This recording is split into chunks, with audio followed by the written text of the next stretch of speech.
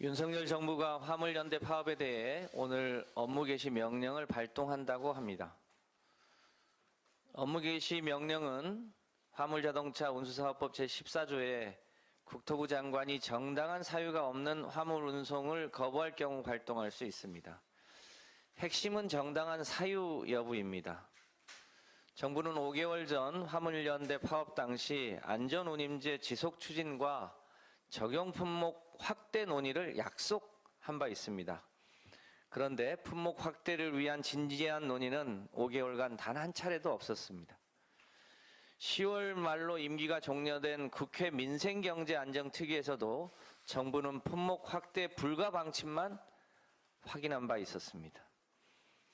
파업의 원인 제공자는 화물연대가 아니라 정부입니다. 그럼에도 윤석열 정부는 대화 대신 협박만을 하고 있는 것입니다. 업무 개시 명령을 집행하기 위해서는 명령서를 송달해야 합니다. 그런데 전국의 산재에 있는 개별 화물 노동자에게 명령서를 송달하기는 쉽지 않습니다. 또 국토부가 업무 개시 명령을 개시하더라도 14일이 지나야 효력을 발생합니다. 또한 형사처벌에 필요한 구성 요건도 불명확하여 위헌 가능성도 매우 높습니다. 이런 이유로 2004년 제도 도입 이후 한 번도 업무 개시 명령은 실행된 적이 없었습니다. 그럼에도 정부는 업무 개시 명령을 강행할 것처럼 보입니다.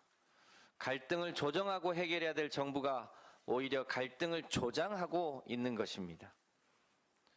김진태발 금융위기 때는 나 몰라라 하고 객관적 사실을 보도한 MBC는 탄압하고 김건희 주가 조작 사건은 증거가 차고 넘쳐도 조사조차 하지 않는 반면 야당에 대해서는 없는 먼지까지 털어내는 정부가 이제는 주말도 밤낮도 없는 화물 노동자에게 그 화살을 돌리고 있습니다.